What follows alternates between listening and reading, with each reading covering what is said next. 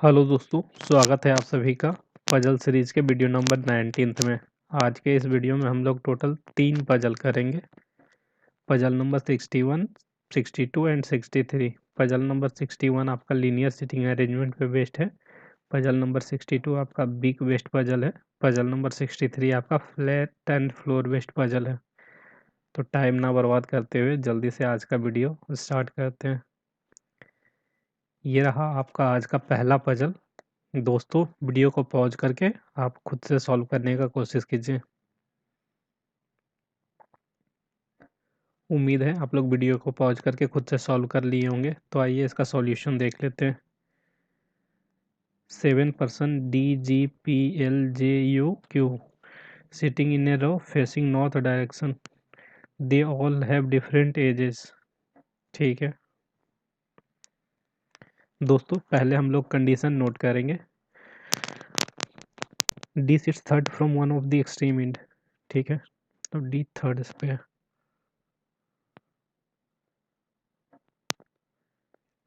D third पे कोई भी एंड से। ठीक है, Q sit second to the right of D. D के सेकंड राइट में क्यू है। फर्स्ट सेकंड राइट क्यू हो गया। यहाँ तक हो गया हमारा। The number of person sit to the left of Q. Q के लेफ्ट में जितना बैठा है is same as the person sit to the right of G. उतना ही जी के राइट में बैठा है, तो ये लिख दिया। और लिखा है G who is 20 year old, मतलब जी 20 साल का है। ठीक है, P is 4 to the left of the one who is 35 year, मतलब 35 के फोर्थ लेफ्ट में। 35 ईयर वाला जो है उसके fourth left, first second third, अब फोर्थ लेफ्ट में कौन है? पी। ठीक है, यहाँ तक हमारा हो गया। ओह, यहाँ तक हुआ है हमारा। लेकिन वो बोला Q is not 35 year old, मतलब एक क्यू नहीं है। Total age of immediate neighbour of D is 75 year, मतलब ऐसे लिख सकते हैं। डी डी के जो दोनों इमीडिएट नेबर है इसका ऐड करके, मतलब ये दोनों का एडिशन 75 होगा। ठीक है, जे इज 30 ईयर ओल्ड। जे 30 साल का। ठीक है, P is 20 year older than his immediate neighbour. देखिए पी जो है उसका कोई एक इमीडिएट नेबर है उससे 20 ज़्यादा है, तो ये बोल सकते हैं कोई एक immediate neighbour plus 20 equal to P. मतलब पी के कोई इमीडिएट नेबर है और उसमें 20 जोड़िएगा तो पी का एज आएगा। ठीक है, you sit to the right of L. L के राइट में यू बैठा है। L who sits immediate left of the one who is 25 year, तो 25 साल वाले के इमीडिएट लेफ्ट में एल बैठा है।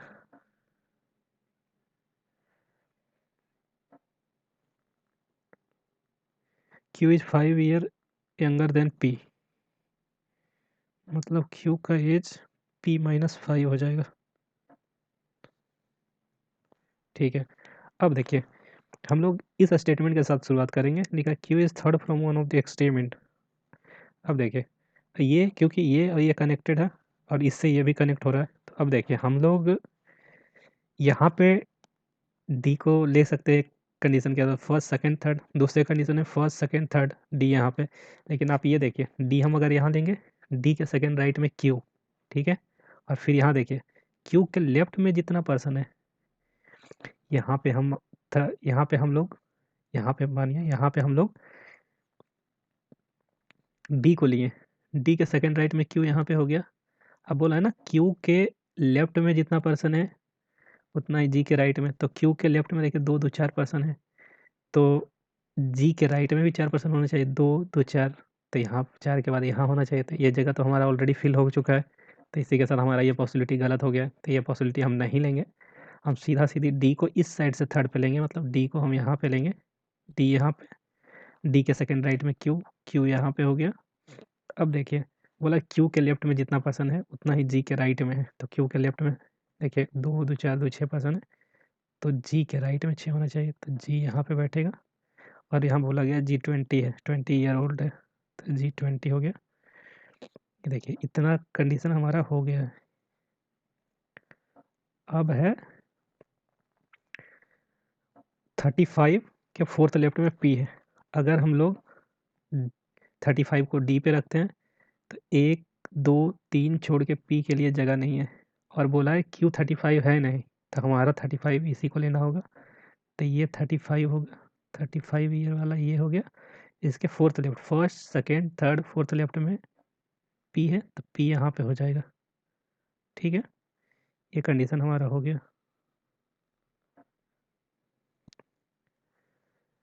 अब देखिए बोला है L के 25 के इमीडिएट लेफ्ट में U है। तो देखिए 25 के इमीडिएट लेफ्ट में अगर U यहाँ पे लेते हैं, 25 यहाँ पे, U यहाँ पे, और U के राइट में, नहीं सॉरी, 25 को यहाँ पे लेते हैं, 25 के इमीडिएट लेफ्ट में L को लेते हैं, और L के राइट में U, L के राइट में U अगर यहाँ पे लेते हैं या U यहाँ पे भी लेते हैं, तो देखिए ये बोला है ना J30 है, तो इसके लिए दोनों खाली होना चाहिए, ये वाला दोनों J30, तो यहाँ पे भी नहीं होगा और यहाँ पे भी नहीं होगा। तो इसलिए हमको यहाँ ऐसे लेना होगा, 25 को हमको D के नीचे बैठाना होगा। यहाँ पे हम अगर 25 को बैठा रहे हैं तो 25 के इमीडिएट लेफ्ट में हो जाएगा L, और L के राइट में U बोला है, तो U राइट में U यहाँ पे हो जाएगा। और देखिए J30 है, तो यहाँ पे हम J को लेंगे जिसका उम्र 30 ईयर है। ठीक है, अब देखिए अब बचा हमारा एज बचा है, मतलब अब देखिए डी के दोनों इमीडिएट नेबर का एडिशन 75 है, तो डी कहाँ है, डी यहाँ पे है। एक साइड देखिए 35 है, तो 75 माइनस 35 40 बच जाएगा, तो एल का एज 40 ईयर हो जाएगा, एल 40 हो गया। अब बोला है कि बचा है हमारा क्यू और पी। क्यू बोला है पी -5 होगा, और पी का बोला है कि कोई एक इमीडिएट नेबर +20 होगा। अब देखिए पी का दो इमीडिएट नेबर है, एक का 20 है, एक का 30 है। 20 में 20 जोड़ेंगे तो 40, जो कि एल का ऑलरेडी हो चुका है, तो हम लोग को इसके साथ 20 जोड़ना होगा, 30, 30 + 20 टोटल 50 हो गया। 50 ये हो गया 50, और 50 - 5 बोला है ना, क्यू का एज है P -5, तो P का 50 है, -5 करेंगे तो Q का 45। ये देखिए इसी के साथ आपका ये पजल सॉल्व हो गया। दोस्तों आइए इसका आंसर मैच करवा लेते हैं। GPJL DUQ 20 50 30, 20 50 30, 40 25 35 45, 40 25 35 45, बिल्कुल सही है। ये रहा आपका आज का दूसरा पजल। दोस्तों वीडियो को पॉज करके खुद से बनाने की कोशिश कीजिए। उम्मीद है आप लोग वीडियो को पॉज करके खुद से सॉल्व कर लिए होंगे। तो आइए सॉल्यूशन देख लेते हैं। 10 boxes are placed one above other. ठीक है, अब हम लोग पहले कंडीशन नोट कर लेते हैं। 10 boxes are placed one above other. ठीक है, 4 boxes are placed between J and M। J और M के बीच में टोटल 4 बॉक्सेज है। J और M के बीच में 4 बॉक्स है। 2 boxes are placed between J and K। K which is placed above J, मतलब K एबव है। 1 2 छोड़ के J हो गया, यहाँ तक हो गया। L is placed just below K, तो K के जस्ट बिलो L है। The number of boxes between L and M। L और M के बीच में जितना बॉक्स है is same as the boxes between M and Q, उतना ही M और Q के बीच में बॉक्स है। T is place just above Q। Q के जस्ट एबव T बैठा है। Y is place just above O। O के जस्ट एबव Y बैठा है। X is adjacent to M, तो M के बगल में X बैठा है। ठीक है, P is placed below X। X के नीचे P बैठा है। ठीक है, अब देखिए इस वाले कंडीशन के साथ हम शुरुआत करते हैं। इसके साथ हम लोग पहले कंडीशन मर्ज करते हैं। ये देखिए K एक K हो गया यहाँ पे, 1 2 छोड़ के जे यहाँ पे, ठीक है। अब देखिए के जस्ट नीचे एल बोला है, इसका ऐसे 2 ले लेते, 2 पॉसिबिलिटी, के 1 2 छोड़ के जे हो गया। बोला के जस्ट नीचे एल है, तो एल को यहाँ पे बैठा दिए, एल को यहाँ बैठा दिया। अब देखिए बोला जे 4 छोड़ के एम है, इस पॉसिबिलिटी में हम लोग 4 छोड़ के एम, 4 छोड़ के एम लेते हैं। एक किससे है, जे 4 छोड़ के एम, 1 2 3 4 छोड़ के एम यहाँ पे हो गया, ठीक है। अब देखिए कितना परसेंट हो गया, 2 2 4 2 6 2 8 1 9 हो गया, और एक बचा है। दूसरे पॉसिबिलिटी में होगा आपका जे 4 छोड़ के एम, 1 2 3 4 4 छोड़ के एम, एम यहाँ पे, ठीक है। अब देखिए L M Q M, L ये रहा, एम ये रहा, तो ऑब्वियस है देखिए क्यू एम मिड पे ही बैठेगा, तो एल यहाँ पे हो गया, एम यहाँ पे हो गया, तो एल एम के बीच में देखिए कितना परसेंट बैठा है, 1 2 3 4 5 6, तो एम और क्यू के बीच में 6 अगर बैठाएंगे तो 10 से तो बहुत ज़्यादा हो जाएगा, तो इसीलिए आपका ये पॉसिबिलिटी गलत हो गया। इस वाले को हम लोग कंटिन्यू करेंगे। एम और एल के बीच में कितना पर्सन है, देखिए एम और एल के बीच में 1 2 2 पर्सन है, उतना ही एम और क्यू के बीच में होना चाहिए, तो एम 1 2 यहाँ क्यू हो जाएगा, मतलब यहाँ 2 पर्सन है बीच में। अब देखिए कितना हो गया, 1 2 3 4 5 6 7 8 9। अब यहाँ पे देखिए बोला है क्यू से इमीडिएट ऊपर टी है, तो आपका टी यहाँ तक यहाँ पे हो गया, इसी के साथ देखिए आपका 10 का वो हो गया।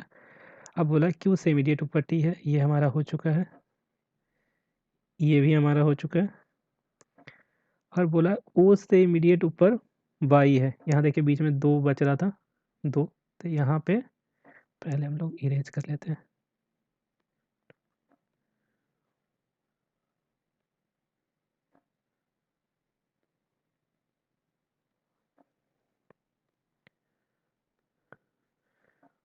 ओ से इमीडिएट ऊपर वाई है, ओ यहाँ पे, इसके जस्ट ऊपर वाई यहाँ पे, ठीक है, ये हमारा हो गया। अब बोला है एक्स के नीचे पी बैठा है, तो एक्स को हम लोग यहाँ पे बैठा देंगे, इसके नीचे पी यहाँ पे हो जाएगा। इसी के साथ आपका ये पजल सॉल्व हो गया। आइए इसका आंसर मैच करवा दे रहे हैं दोस्तों, थोड़ा एडजस्ट कर लीजिएगा, ये थोड़ा बहुत ज़्यादा ही ऊपर चला गया, तो थोड़ा सा आप मैनेज कर लीजिएगा, नेक्स्ट पजल से मैं ध्यान रखूँगा इस चीज़ का। आइए इसका आंसर मैच करवा लेते हैं, T cube by O, T cube by O, M X K L, M X K L P J, P J बिल्कुल सही है। ये रहा आपका तीसरा और आखिरी पजल। दोस्तों वीडियो को पॉज करके खुद से बनाने की कोशिश कीजिए। उम्मीद है आप लोग वीडियो को पॉज करके खुद से सॉल्व कर लिए होंगे। तो आइए सॉल्यूशन देख लेते हैं।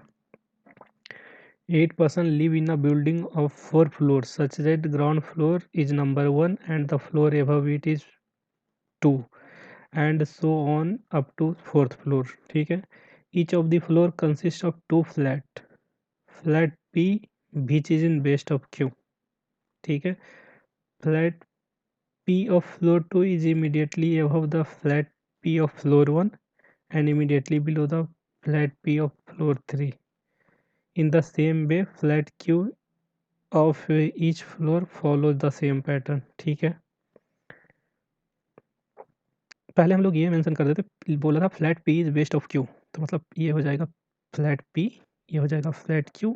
एक और पॉसिबिलिटी लेते हैं, पी यहाँ पे क्यू यहाँ पे, ठीक है। अब हम लोग कंडीशन नोट कर लेते हैं, A lives on even number floor, ठीक है। तो ए आपका सेकेंड और फोर्थ फ्लोर में हो जाएगा, ठीक है, कोई एक में होगा। A lives just above the flat E, E से जस्ट एबव ए है, ठीक है। अब देखिए B lives to the best of E, अब देखिए क्या बोला है, बी ई के बेस्ट में बैठा है, तो ई के बेस्ट में अगर बी बैठा है तो आप ये देखिए ये जरूर क्यू वाले में बैठा है, तभी बी इसके बेस्ट में बैठा है, ठीक है। 1 floor gap between D and C, अब इसको इस तरीके से लिख रहे हैं, कौन ऊपर है कौन नीचे है पता नहीं, तो इसलिए D/C, मतलब ये दोनों के बीच में एक फ्लोर का गैप है, तो हम लोग इस तरह से लिख लेते हैं। D एक छोड़ के C हो सकता है या C एक छोड़ के D हो सकता है, ठीक है। H lives to the east of D, D के ईस्ट में है H, D के ईस्ट में है H, ठीक है। G lives on third floor, G third floor पे है, G third floor. Both F and C have different flat, F और C डिफरेंट फ्लैट में, डिफरेंट फ्लैट में, ठीक है। अब देखिए हम लोग इससे स्टार्ट करेंगे।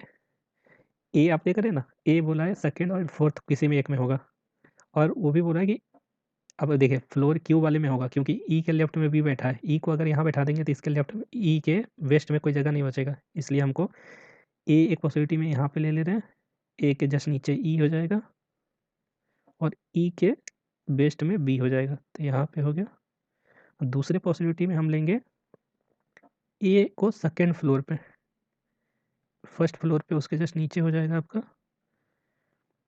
ई, और ई के बेस में हो जाएगा बी, ठीक है। यहाँ तक हो गया। अब देखिए बोला है ना डी एक फ्लोर छोड़ के सी है, और डी के राइट में, डी के ईस्ट में, राइट या ईस्ट बोल सकते, डी के ईस्ट में एच है। अब देखिए यहाँ पे हम लोग, अगर यहाँ पे हम लोग सी को लेते हैं, एक छोड़ के डी यहाँ अगर लेते हैं तो डी के राइट में एच के लिए जगह नहीं बच रहा है, तो इसलिए हम लोग क्या करेंगे, सी को यहाँ ले लेंगे, एक फ्लोर छोड़ के एच यहाँ पे हो जाएगा, और एच के सॉरी सी यहाँ पे ले लेंगे, सी के एक फ्लोर छोड़ के यहाँ पे डी हो जाएगा, और डी के राइट में एच हो जाएगा, एच यहाँ पे हो जाएगा, ठीक है। तो इसी तरीके से इस वाले में भी होगा। देखिए अगर हम लोग सी को यहाँ नहीं ले सकते, क्योंकि सी और डी अगर यहाँ पे लिए तो एक छोड़ के एच यहाँ पे नहीं होगा, तो हम लोग इस और इसमें ले रहे हैं। अगर हम लोग डी को यहाँ ले लेते हैं तो डी के ईस्ट में एच के लिए जगह नहीं बचेगा, इसलिए डी को हम लोग यहाँ पे लेंगे, सी को यहाँ लेना पड़ेगा, सी और डी के राइट, डी के ईस्ट में एच होगा तो एच यहाँ पे हो गया। अब देखिए ये पॉसिबिलिटी हमारा गलत हो गया, क्यों? क्योंकि बोला जी थर्ड फ्लोर पे बैठेगा, लेकिन थर्ड फ्लोर का तो दोनों फ्लैट फुल हो गया है, तो ये पॉसिबिलिटी हमारा गलत हो गया। अब इस वाले में देखिए बोला है ना एफ और सी डिफरेंट फ्लैट में बैठ रहा है, तो एफ और सी, सी देखिए हमारा पी में बैठ रहा है, तो एफ क्यू में बैठेगा, एफ यहाँ पे हो गया। अब देखिए जी थर्ड फ्लोर पे था, तो जी यहाँ पे बैठ गया। इसी के साथ आपका देखिए ये पजल सॉल्व हो गया। आइए इसका आंसर मैच करवा लेते हैं। ये थोड़ा सा ध्यान रखिएगा, फ्लैट पी है और फ्लैट क्यू है, ठीक है। इसका आंसर मैच करवा लेते हैं। ये देखिए फ्लोर 4 3 2 1, फ्लैट पी और क्यू, पी में बैठा है डी जी सी बी,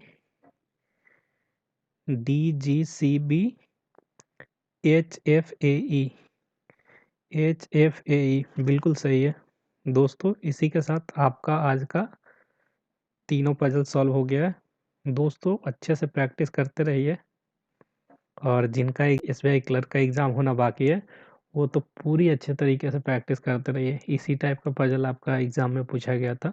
अभी तक flat and floor based puzzle नहीं आया है, तो मोस्ट प्रोबेबली चांसेज है कि आपके एग्ज़ाम में आने के बहुत सारे चांसेज हैं, तो अच्छे से प्रैक्टिस कीजिए। थैंक यू, मिलते हैं किसी और वीडियो में।